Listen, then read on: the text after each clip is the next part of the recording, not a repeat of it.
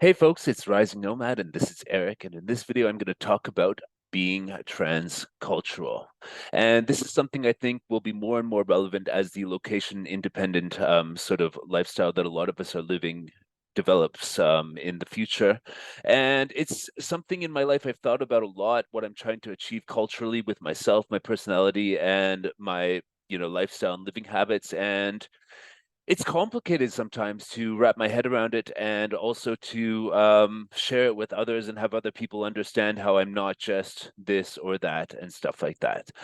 So basically, I would define being transcultural as having a mix of different cultural influences, which have definitive influences on your personality while you're either a child or also through adult experiences.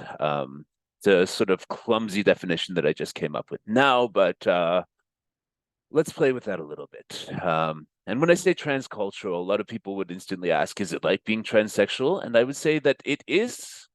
I mean, I haven't experienced being transsexual, but from what I understand of the conundrums and sort of identity sort of considerations of people who are transsexual, being transcultural is very similar because you constantly are living in a world where where most people on the world would identify as one thing. And if you have a fluid mix of identities that don't allow you to feel yourself at home in that one thing, whether it's being a man or being a Canadian or being, any other nationality on this planet, then it can get kind of confusing. When people make assumptions about you and how you're supposed to behave based on what they categorize you as, when the nuances in there and the nuances in your behavior and the different feelings and influences within you, yeah, they will basically lead to feelings of maybe exclusion or misunderstanding or all that sort of stuff. So that's what I think is in common with the transsexual sort of modes of being. And yeah, well, let's start with how I identify, basically. Well, I would identify as someone who was born in Canada. I would identify as from Canada, but the feeling of just being Canadian does not seem to express the complexity of my being. And a lot of people who meet me say that I don't seem entirely Canadian or I seem different, or maybe they assume that I'm French Canadian because I'm more European in the way that I express myself and stuff like that. So I would identify as Anglo Canadian, yep, because that's where I grew up. That's my native language, English. I would also identify as German because my family has Germanic roots going back a long time in Europe and moved to Canada in 1951.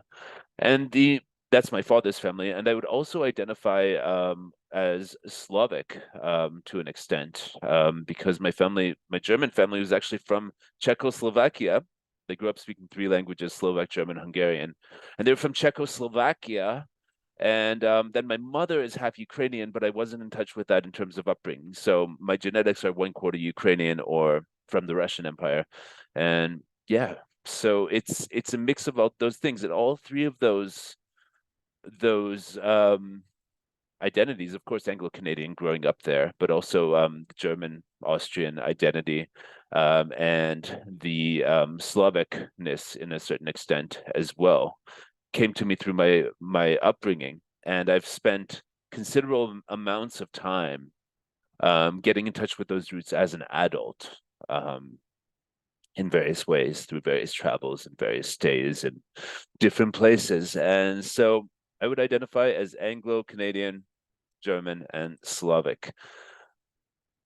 And also, I've traveled the world and taken the influences of whatever I like anywhere. I'm currently in Thailand, and while I haven't learned much of the language, I'm happy to take influences from this culture and living here. So, yeah, and I grew up, yeah, so it's different than the typical immigrant story where I feel like becoming an immigrant is often like the cultural equivalent of getting a sex change, where you go to a new country and you try to sort of fit into that new country. You get a job in that new country. You learn the language. Try to be as much as possible like a person in that country. And if you don't succeed, hopefully your children will succeed in fitting in and finding home. It's different because us transcultural people will often never feel completely at home in one place. And that's just the nature of it. And that's why a lot of us are driven to become digital nomads as well. A lot of us are driven to become expats, settling down in another place, maybe a place that has nothing to do with our cultural background, upbringing, or place of birth, or anything like that, like me choosing Thailand now. And so, yeah, it's different. A lot of the time, being an immigrant in a country, you would speak the language of your background with your family and maybe a social circle around that. And then you would speak the language of the country you're going to, which would be English in a lot of cases in Canada, for example, and you would compartmentalize those. And yeah, it's a little bit different. And childhood experiences where you're speaking two language, one at home, one in society, tends to be like a more there's a wall between the two experiences the two identities. You almost become two different people.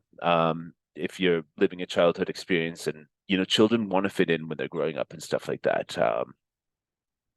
And so there's if you move as a child to a country, you're going to want to fit in.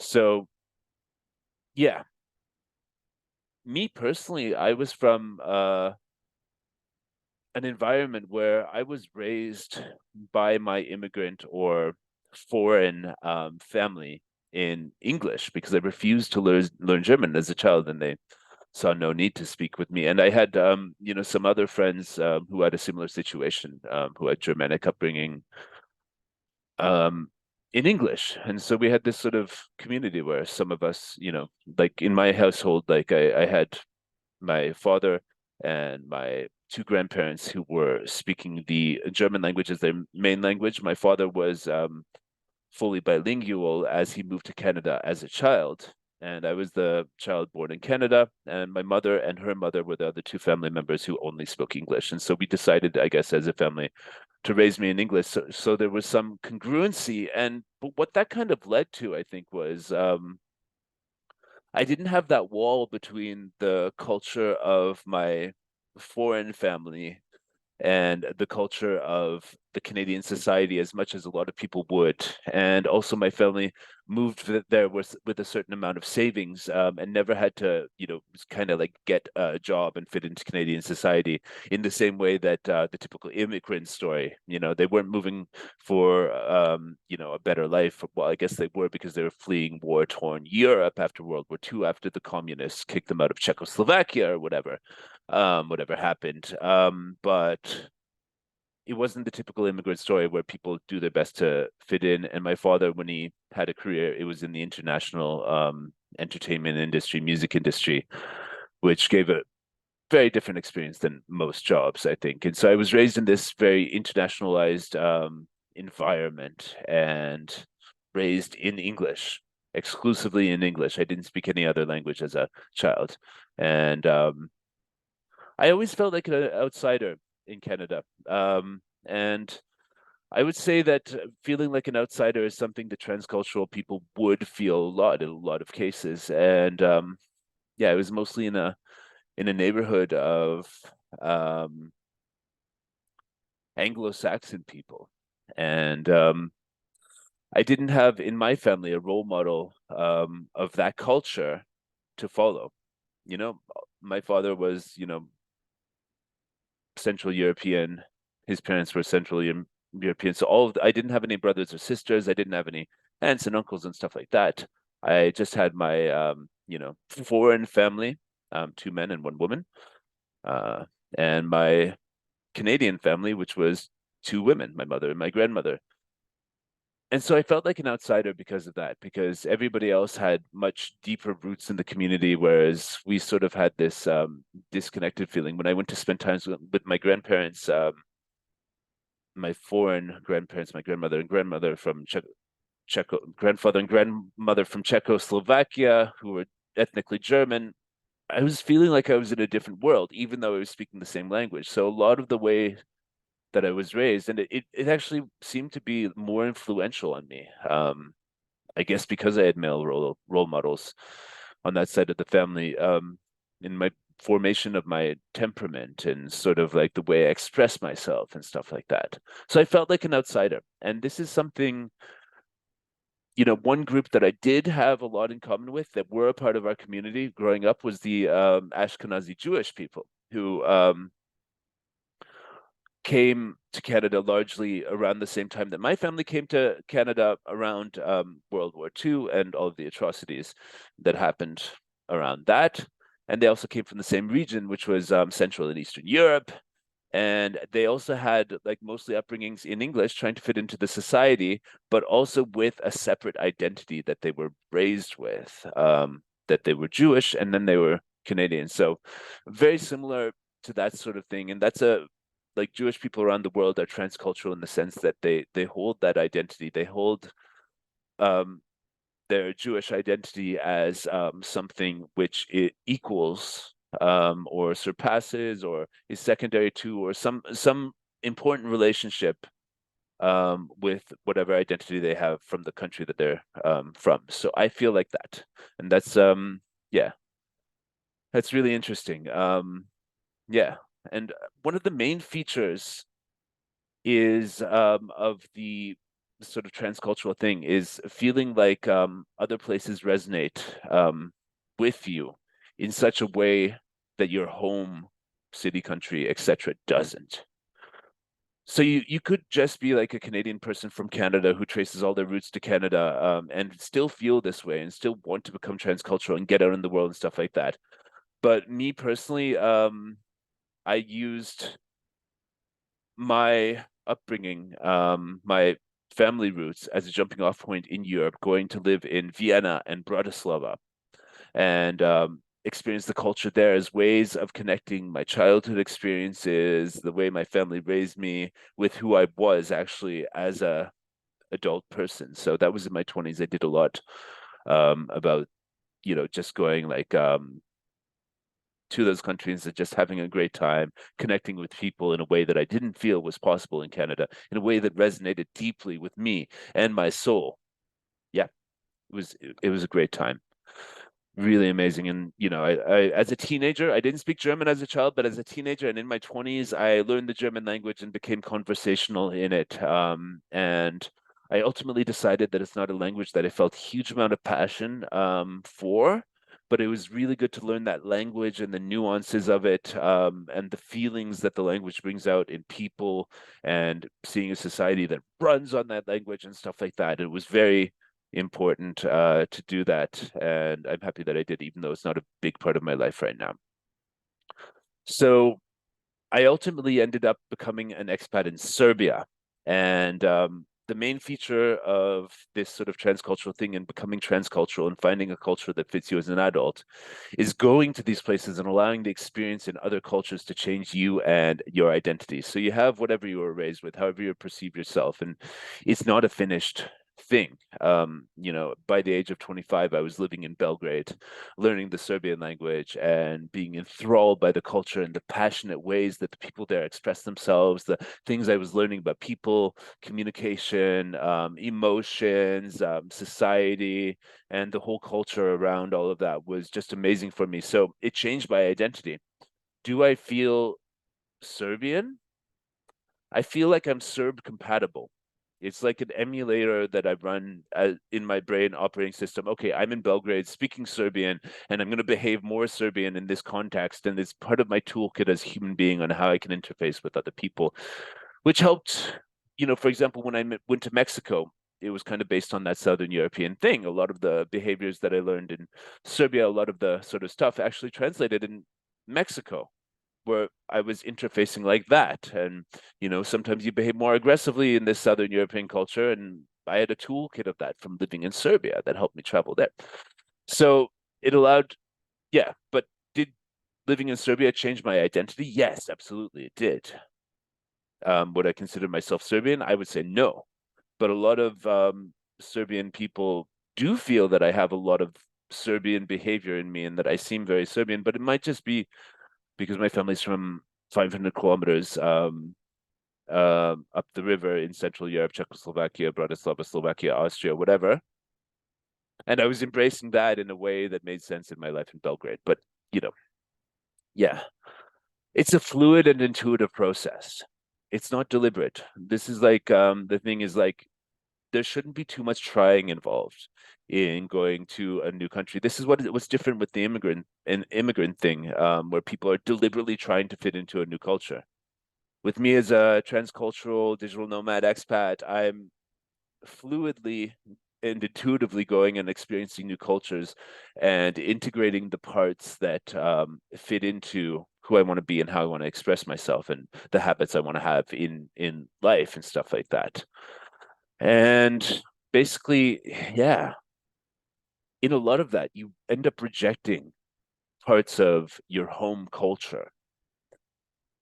Your home culture might not serve you, and a lot of us feel like outsiders there, as I already mentioned. So a lot of that is rejecting parts of the home culture that don't fit you. For example, in Canada, the over-the-top politeness, in such a way that it creates so much distance between people and the way that they communicate because they're so afraid of actually saying the truth because they've got a list of rules in their head about what a polite person does and how they expresses themselves. It's at the cost of the truth. And I didn't feel that fit with who I was, how I was raised by my family from Central Europe. We're very direct people.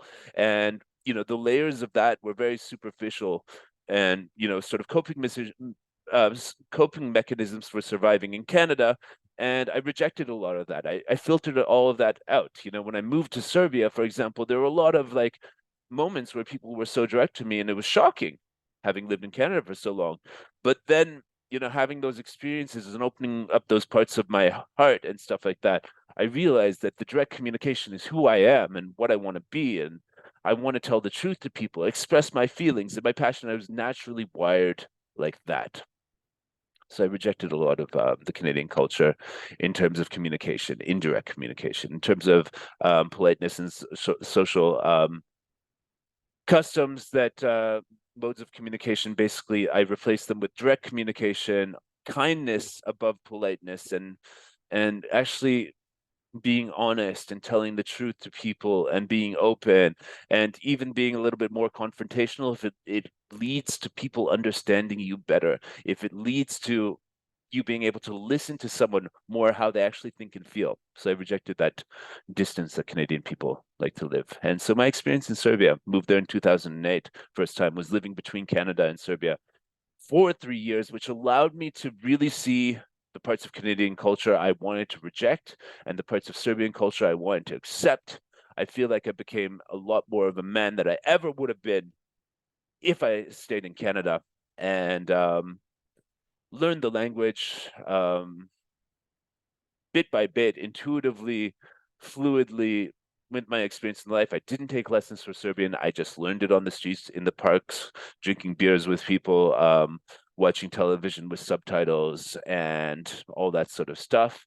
And ultimately, I lived there and I felt for a long time I was growing as a human being in such a way that I could not in Canada. I could not grow the way I grew in Serbia, becoming a man, becoming a entrepreneur, becoming a global citizen, all of that sort of stuff. And my experience with Serbia was like, yeah, it was super interesting. And I felt like I found a home. Anyways, that sort of ran out a little bit. I lost that feeling like over the last 2, 3 years as I started spending more time in Asia and as I knew the Serbian culture so well that things started to annoy me in a similar way. So I reached the limit of that. And so it had to be essentially on to the next adventure. And I sort of transitioned to a life in Southeast Asia, in Thailand, and in this, you know, sort of expat community, which is vibrant, eccentric, and, you know, alternative and eclectic in this whole, I guess, like some people will call it new age, some people will call it a conscious community and stuff like that. Basically, freaks who didn't fit in their home country, exploring different lifestyles, types of consciousness, and yeah, that's what I'm exploring now, and that's becoming part of my identity as Well, so my experience in Serbia, learning the Serbian language, learning other languages is a double-edged sword. You can go much deeper into the culture, into the local people, their feelings. You get a lot more truth from them when you speak the local language. But in Serbia, what I found is I was, you know, treated a lot more like a local. When you speak their language, there's a lot more sarcasm, negativity, cynicism, and they don't have that filter of this is a foreigner. I want to be nice to them so that they enjoy and have a good opinion of my culture. When you're speaking their language, the filters are off, and they'll just give it to you, whatever whatever they want to say. So it's a double-edged sword where you can get much deeper in the culture that you love, but you might stop loving it once you realize the negativity that's inherent in the language and culture of the people. So that was a thing. That's one of the reasons I got, a little bit tired of Serbia and living. I'm still got a place there. I'm still going to go there, and I'm still going to spend time there. But now I'm feeling much more growth occurring here in Thailand. And yeah, so yeah, watch when learning other languages. But what's possible without learning the language? Like here in Thailand, I'm not putting a lot of effort into learning the language. I'm letting it sort of osmosis, whatever. I'm a gringo here. I will never be Thai. I will never be treated like a Thai person as you know, in the same way that I was treated as maybe sometimes Serbian person in some situations in Serbia that became frustrating. But what's possible without learning the language? Well, body language, emotions, attitudes, ways of treating other people, and all this sort of stuff, and the warmth of culture and the values people have. That all comes out without learning the language. It all comes out in a way that doesn't need language to teach you. So I'm learning a lot um, from the Thai culture and the attitudes of people here and the way that they sort of like interact with people here. It's really special. It's really like something different to European culture. There's much more social harmony here. There's much less aggressiveness. There's much less, let's say, cognitive dissonance on how other people should behave. There's less of a notion of should or have to, and things are the way they are, and people are trying to be kind. And I feel that the Thai version of politeness is much more close to authentic um, kindness than the Canadian version of politeness or the Anglo-Saxon version of politeness. So I really enjoy that. People mean their smiles, people a lot of the time. I mean, there's stuff that underneath and stuff like that, but it's really different. But yeah, I would say that I still have the Thai culture under, the filter of rose-tinted glasses, and this might go away if I learn the language. But a lot of the culture and the attitudes and stuff like that, they come through even if you don't learn the language, and you can incorporate parts of that into your personality and identity, even if you don't make an effort to actually fit into the culture linguistically or completely behaviorally and stuff like that. So the name of the game here is deciding on the best of all that you've experienced. Basically, all around the world, the stuff that you like the most in terms of cuisine, clothing, whatever. Basically, like yeah, basically like make a melange that is yourself and your habits and your possessions and your travels and the way that you express yourself and the way that your friends perceive you and stuff like that. That's the best of everything, and make that your transcultural identity as a global citizen. That's the name of the game here. To constantly be growing as a human being, finding better ways to make your life and the lives of people around you better with cultural influences from around the world. Because I will say that every culture is a trap. As Terence McKenna said, culture is not your friend. Culture is not your friend. I wrote a song called this. All of these problems that we have in the world, like nationalism, brutal capitalism, inequality, and stuff like that, it's all because of culture and people being compartmentalized into a culture.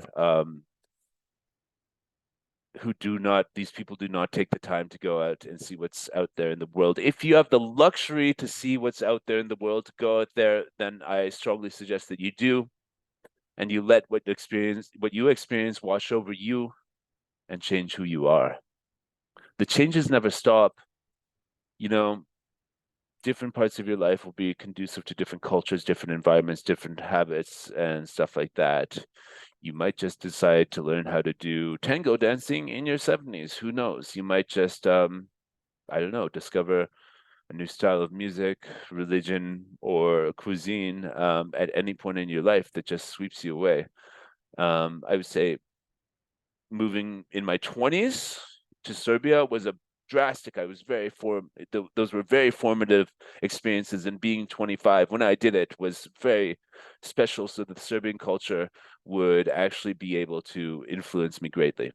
So, but you'll change less in your 50s, 60s, 70s, I'm pretty sure. Maybe even in your 40s, you'll change less, 30s. I don't know. Astrology people talk about the Saturn return, whatever. If that's important to you, like think of it like that. I would say the changes never stop.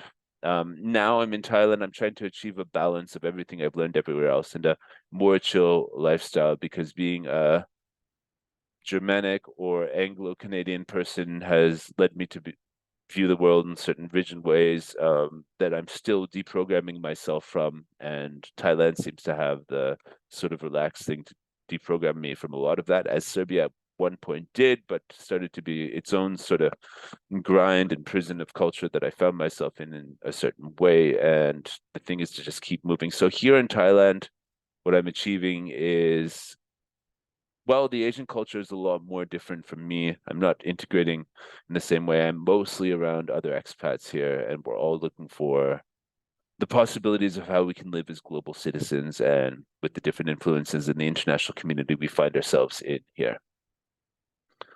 The most important thing when you're forging your identity and all this sort of stuff is to have as much empathy as possible for all human beings around the world. In the way that you interact with them, be respectful and all this sort of stuff. And you should be searching other cultures for different ways to find more harmony with your surroundings. As I said, make your life and the lives of the people around you better. Super important to keep your eye on the ball in this goal. And empathy is a great way to do this and learn about cultures, people, emotions, and how they fit together in cultures. Super important. I'll give one shout out to Spiral Dynamics, which is a system of looking at different cultures, which has helped me a lot understand why some people are nationalist, racist, etc. Why some people are capitalist, individualist, and like brutally like self-obsessed. Why some people are concerned with social justice, and why myself, I am mostly concerned with understanding humanity as a whole and putting it together. Those are the stages of spiral dynamics: blue, orange, green, yellow, which are the ones where most of the people you'll encounter are on the map. And if you check out spiral dynamics, you will in fact find an interesting way of looking at different cultures around the world. It's non-judgmental. It teaches you how to be non-judgmental, and it teaches you how to understand how to communicate with different people of different cultures and take different influences of thought into your life. So what's the end result here? You are forever a stranger, but you have lots of options on how to feel and express yourself in your transcultural identity. For me, I pull out the Canadian when I need to, pull out the German sort of culture when I need to, pull out the Slavic culture when I need to. And, I'm learning more about Thai culture by the day, living here and taking what parts of that might fit into me. So I'll forever be a gringo led astray on this world. As an expat, I feel as little of I feel like I don't fit in Canada. I feel like I don't fit in Serbia, don't fit in Austria, Slovakia, where my family's from, don't fit in Thailand. But the thing is to find a home within yourself where you do fit in and you have a toolkit with which you can interact with different people and understand different people and their communication styles, their wants, their needs, their emotions across cultures. And that's what it's all about, being transcultural. And this is going to be a bigger issue as globalization and location independence, remote working, and all that stuff gets bigger and bigger in the future. So I hope you enjoyed this video. Thanks for watching. This is Rising Nomad. We'll catch you later. Bye now.